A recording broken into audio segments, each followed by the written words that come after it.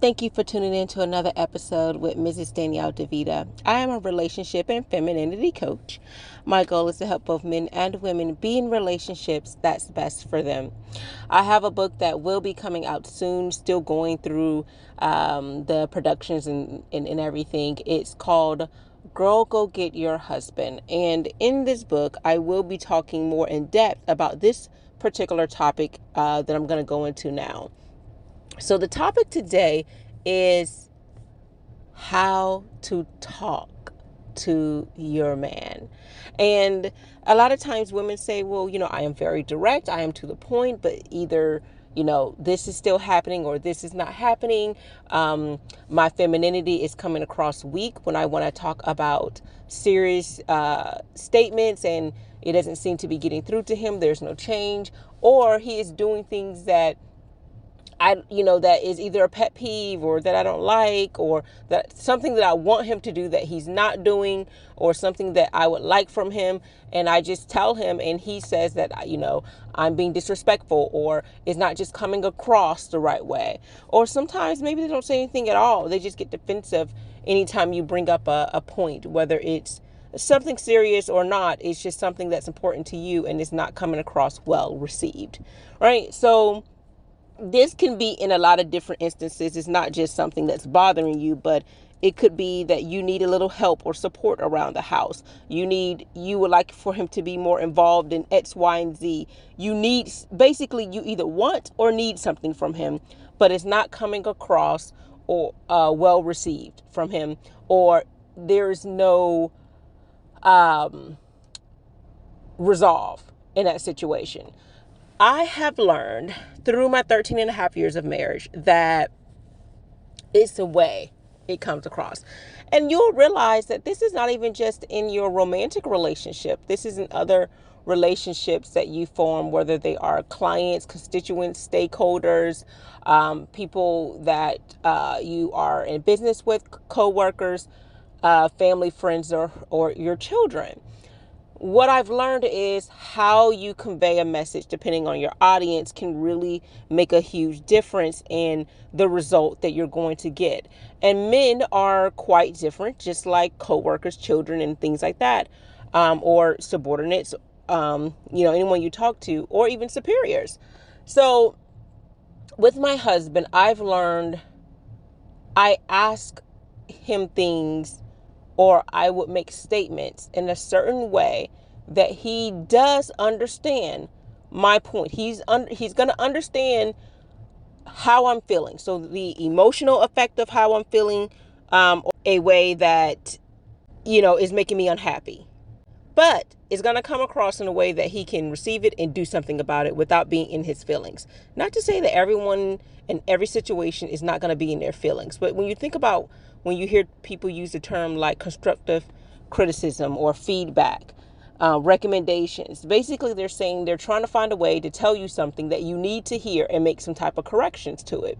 And this is one of those things in relationships. So let's say I do need a little extra around the house, which there's been times I've needed that, and I felt that I wasn't getting that from him. Not that he's not a good husband, not that he doesn't help, but sometimes he is preoccupied in his own businesses and things that he's doing, that he's not thinking about other things that are necessary. And instead of getting in my feelings, I realized if I just ask, he would do it. He really would. So you really have to understand, hey, can sweetheart, I'm going through a tough time right now. I know you have a lot of things going on, but I appreciate it if you can help me with X, Y, and Z. And that will come across more well received. Like, oh man, I didn't know you were going through that. I'll help with that. Another way that you'll be able to speak to your husband is whenever you're feeling some kind of way, like you're feeling upset about something that they may have said or done. So you would say something to avoid being attacking. You would say, when you did this, I actually felt this way. So no one can really say that you're wrong to feel a certain kind of way. So you can just say, when this situation happened, when you said this, I felt this emotion. I felt this. I wanted to get clarity and understanding of what you meant when you said this, or when you did this, why, just to get some clarity and understanding, just to make sure that what I'm feeling is matching with what I felt was done. Because sometimes when we say you did this and you did that, it's almost like we're accusing the person of something or telling them what their intent was, and we don't want to do that. We don't want to tell people what their intent was. We want to get clarity on what their intent was.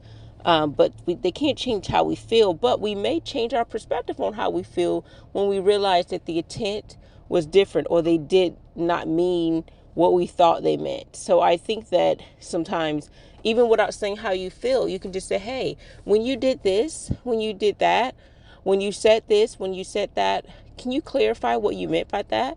What was going on through your head? You may not even need to say what your emotions were or how you felt.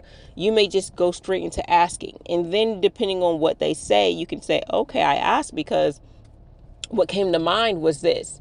And because of what came to mind, this feeling these particular set of feelings or emotions were triggered. So I wanted to clarify. And then you guys can have a conversation on that. I would get away from the yelling and fighting, but go straight towards clarity. In all of your situations, you want clarity. You may ask, I like to go on vacation. I like doing this. I like doing that. And I know sometimes you may like staying home. I really want to spend time with you. I really want to do this. I just like to get a better understanding of why you prefer not to go out. Is it a thing with finding something more economical? Is it, flying? Could it be a cruise that we could do? Could it be something more local to home? Like, you can ask more questions. Again, and everything, if you notice, is getting clarity. Because when you ask questions for clarity, it keeps you from jumping to conclusions. It keeps you from getting to the point where you're assuming, you are making your own thoughts about what they think or their intent, their perspective. You're gaining knowledge rather than pointing the blame or stating what you think it is. I understand as women, we like to read between the lines, but sometimes it's good to just ask and get clarity. Sometimes it takes away from that person getting defensive, because all they need to do at that point is really just to explain why they did what they did, why they said what they said, why they want to do this or don't want to do that. And then you guys can have a appropriate and cordial discussion about whatever it is. If you go straight to, you made me feel, or I feel, sometimes people can get defensive. I think clarity can clear up a lot of things. Saying things in a soft way. This is what I do with my husband. Whenever he does not want to talk about a particular subject, or maybe it's touchy just for that particular subject, or he may not want to talk about it at the time. Usually he's good about talking about whatever. But if he doesn't want to talk about it at a time, or whenever it seems to not go in the direction I wanted at the time, I'm really, really, really good about saying, hey, you are my best friend. I know I can talk to you about anything. And what I've always appreciated about you is how well you communicate, and how we can have deep and serious discussions, even if it feels uncomfortable. I want to make sure this conversation is aligned with that of the past. He's like, wow, like, how can you say no to that? How can you say, no, I'm not going to have a cordial conversation? No, I'm not going to talk about this. How do you do that? Not when you truly love the person. You're going to be like, okay. And if the person still wants to, act the fool and not have it, then you may want to rethink the situation. But you know what? I would also give that person, say, you know what? I know it's a hot topic right now. How about, so even if you make that statement that I said, how about we revisit this tomorrow? Revisit this in a couple of hours. Revisit this in a few days, just to give you time and give me time to clear our head, and we can kind of come together with our thoughts, because I know it's a hot topic. I wouldn't waste too much time after, I wouldn't talk about it days and days later, but it would be nice to talk about it just for a little bit of time. So consider that. Consider having these conversations, these serious conversations, and discussing it in a way that is cordial. Because if you feel like he can't be cordial at this time, then again, that's when you say, let's talk about it a little bit later. If you know that it needs to be discussed right then and there, then that's when you say, hey, I'd like to have a conversation that I thought we were at this point where we can have that kind of conversation. I want to have it with you. I know it's unpleasant. I know it's hard to hear. It's hard to talk about, but can we talk? Can we talk about this today or in a few hours if you want? I'd like to have this conversation. I'd like to share my thoughts with you. Or maybe if you don't want to talk right now, can I talk to you? And then maybe you can ponder about what I said, and then we can come back together and talk about it. These are great ways to introduce a serious subject, but with a soft answer. A soft response, I should say, or a soft initiation into something deeper, serious, or something that's bothering you, something that's upsetting you. It doesn't matter that they won't like what you say, but as long as you say it with decency and respect, most likely they're going to respect it. It's going to be feedback that they can grow from. No one wants feedback where someone's yelling at them, because they're not even going to realize that the person, what they're saying, because all they know is they're being told what to do or yelled at or ridiculed in a horrible way. So your goal is to say something in a way that is still respectful, loving, and not condescending, because even if you're not yelling and screaming, there are ways you can still appear to be condescending. So, and not to say that and again, that may not even be your intent.